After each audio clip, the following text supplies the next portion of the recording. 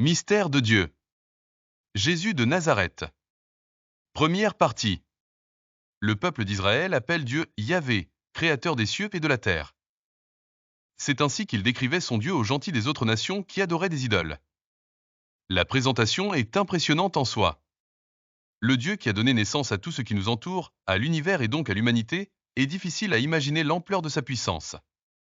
Ces dernières années, Stephen Hawking, physicien lauréat du prix Nobel pour ses études sur la théorie du Big Bang, a reconnu que l'univers avait été créé avec une rationalité et un but absolu, et, j'ajouterais, une beauté extraordinaire. La physique quantique, la matière quantique et la force quantique ont prouvé aux scientifiques qu'ils ne connaissaient que 5% des forces qui régissent l'univers, qu'ils ne connaissaient que peu les lois de la matière, mais qu'il existe des forces plus grandes dont on ignore presque tout.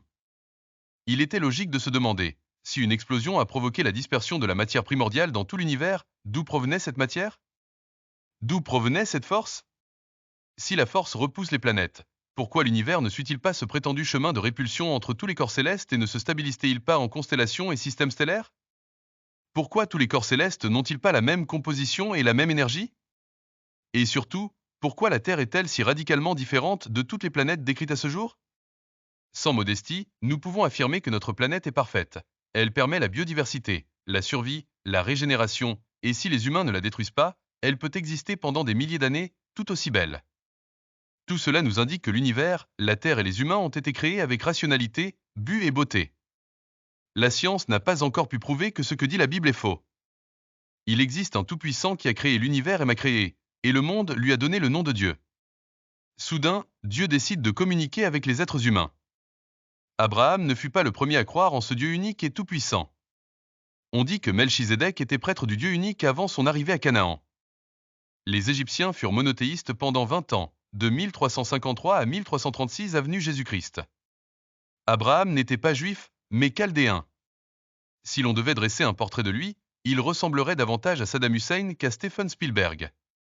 Abraham n'a pas découvert Dieu, Dieu l'a appelé. Son mérite fut de croire en Dieu et de lui obéir. Dieu lui promit des bénédictions, et Abraham crut et se laissa guider par Dieu. Toutes les promesses de Dieu furent accomplies. Environ 500 ans après Abraham, ses descendants se trouvèrent en difficulté et prièrent le Dieu de leur père, et Dieu les sauva de l'esclavage. Mais le peuple d'Israël n'a pas toujours cru aux paroles de Dieu ni ne lui a obéi comme Abraham. Alors pourquoi Dieu a-t-il continué à les aider? D'abord parce qu'il les aime comme tous les êtres humains, et surtout parce qu'il voulait un peuple où il pourrait fonder une famille et devenir un homme. Pourquoi? Depuis sa création, l'humanité est prisonnière du mal, celui qui détruit l'homme et la création divine. Seul Dieu a le pouvoir de détruire le mal. Comme le dit Genèse 3h15, la descendance d'Ève, c'est-à-dire un être humain, écraserait la tête du serpent, le malin. Mais un être de chair et de sang ne peut détruire un esprit, seul Dieu le peut. En revanche, le châtiment que l'homme mérite pour avoir trahi Dieu et préféré le mal est d'être exclu de sa présence pour l'éternité, c'est-à-dire la mort. Dieu décide donc de substituer l'homme à ce châtiment afin de ne pas avoir à le détruire. Certes, Dieu a dit au malin qu'il mordrait le talon du fils d'Ève, ce qui lui écraserait la tête, entraînant la mort du héros. Mais puisque Dieu est indestructible, une fois la prophétie accomplie, il reviendrait à la vie. Si le peuple d'Israël causait tant de difficultés à Dieu, pourquoi n'a-t-il pas cherché un autre peuple? La raison est que Dieu tient toujours ses promesses, et il avait promis à Abraham, Isaac, Jacob et au roi David que toutes les nations seraient bénies dans leur descendance. La plus grande bénédiction est que le mal soit éradiqué de la vie humaine. Dieu continua de communiquer avec le peuple d'Israël, s'adressant au prophète afin qu'il lui transmette ses commandements, des commandements qui le mettaient en garde contre l'idolâtrie et, surtout, exigeaient des normes de conduite pour la protection des plus faibles ou sans défense, la préservation de la santé et de la famille, et, plus généralement, pour que la société soit juste envers chaque citoyen et pas seulement envers les puissants. Elle, homme, qui détruirait le mal, était appelé le Messie. Et comment le peuple saurait-il qui était ce Messie? Les Écritures donnent des indices si clairs qu'il paraît incroyable qu'il ne l'ait pas reconnu en Israël. 4 prophètes de l'Antiquité avaient le pouvoir d'accomplir des miracles, considérant de tels actes comme dépassant les capacités humaines. Il s'agissait de Moïse, Isaïe, Élie et Élisée. De nombreux prophètes étaient porteurs de messages, mais ces 4-là implorèrent Dieu, au nom de Dieu, accomplir des prodiges visibles de tous. Moïse fut chargé d'abolir les plaies qui s'abattaient sur le peuple d'Égypte, de séparer la mer Rouge et de fournir du pain, de l'eau et de la viande à une importante population du désert. Isaïe fit reculer le soleil, guérit le roi Ézéchias et annonça le Messie comme personne. Élie et Élisée multiplièrent la nourriture, assainirent les eaux, ressuscitèrent les morts et guérirent les malades. Ils firent tout cela au nom de Dieu, par sa puissance, et non par la leur. Tous ces miracles sont un signe de la puissance de Dieu dans la vie de chaque individu et de chaque peuple. De toute évidence, le Messie devrait être capable d'accomplir ces miracles puisqu'il est le plus puissant des messagers de Dieu, chargé de détruire le mal. La Bible nous donne de nombreux indices sur l'identité du Messie. En voici quelques-uns. 1. La Pâque. Le peuple de Dieu devait alors se préparer à son départ. Nous devons nous préparer à aller en présence du Seigneur. Il y avait près d'1 million de personnes, mais les ordres de Dieu furent rapidement communiqués. Il devait trouver un agneau par famille. Il devait être sans défaut. Si la famille était très petite, ils devaient se réunir dans une autre maison pour le manger. Il devait s'agir d'un agneau d'1 an et parfait. Il le garderait le 10 du mois d'Abib et le sacrifierait le 14e, entre l'après-midi du 14 et le 15e. Ainsi, Jésus entra à Jérusalem le dimanche des Rameaux, le 10 Abib. Il fut arrêté le jeudi après-midi du 14 Abib et sacrifié entre l'après-midi du 14 et le 15. Et avec le sang de l'agneau, ils enduisaient le linteau et les poteaux de la porte de la maison, où ils le mangeraient. Ils rôtissaient l'agneau entier et le mangeaient avec du pain sans levain synonyme d'hypocrisie, et des herbes amères. Ils prendront du sang, et en mettront sur les 2 poteaux et sur le linteau des maisons où ils le mangeront. Cette nuit-là, ils mangeront la chair rôtie au feu, avec des pains sans levain, et ils la mangeront avec des herbes amères car ils représentent la repentance, le regret des péchés. Vous n'en mangerez rien cru, mais rôti au feu, la tête, les pieds et les entrailles. Jésus est incorporé entièrement et selon ces termes.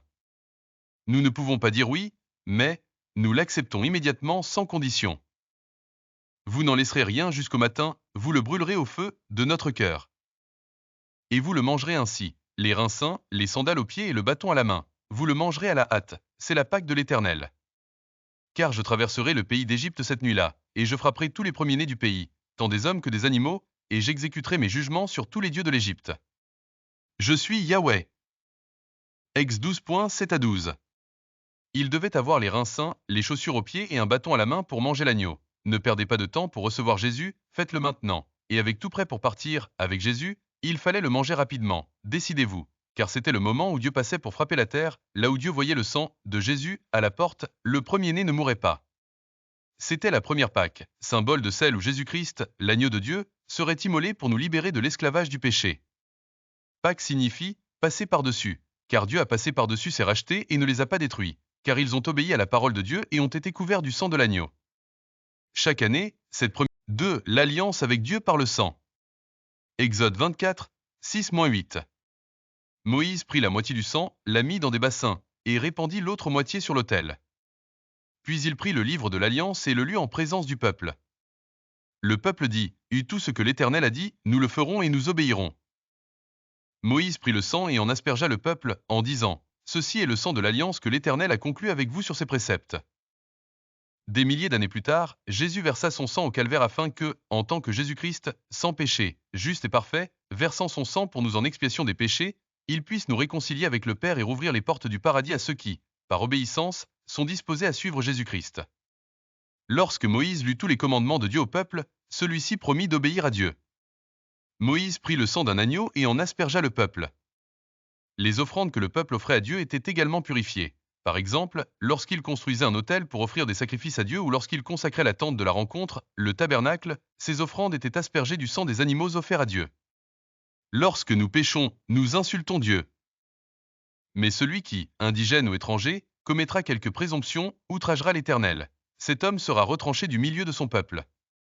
Parce qu'il a méprisé la parole de l'Éternel et méprisé son commandement, cet homme sera entièrement retranché. Son iniquité retombera sur lui. Nombre 15, 30-31. Quiconque pêche sciemment contre le Seigneur, indigène ou étranger, sera complètement retranché du milieu du peuple, car il est pleinement responsable de son iniquité. Par le péché, nous insultons Dieu, notre prochain et nous-mêmes, et Dieu a dit que le jour où l'homme désobéirait et mangerait du fruit défendu, il mourrait certainement. C'est donc par nos péchés que nous sommes morts, mais Dieu a pourvu à un substitut parfait, Jésus-Christ, qui est mort volontairement sur la croix pour nous sauver du péché, nous réconciliant avec le Père et rendant ainsi possible notre retour dans son royaume d'où Adam et Ève furent chassés pour leur désobéissance à Dieu. La conséquence du péché est la mort. Sont morts ceux qui ont décidé de se détourner de Dieu pour obéir à d'autres intérêts personnels, comme les idoles. Dieu, dans son amour éternel et incommensurable pour sa créature, l'homme, a choisi de se faire homme en son Fils, Jésus-Christ, l'agneau de Dieu qui enlève le péché du monde, pour nous purifier de nos péchés. Si vous avez apprécié notre vidéo, vous nous seriez très utile en l'aimant, en vous abonnant à la chaîne et en activant la cloche. Cette chaîne n'est pas monétisable, mais nous avons besoin de votre soutien pour continuer à créer des vidéos.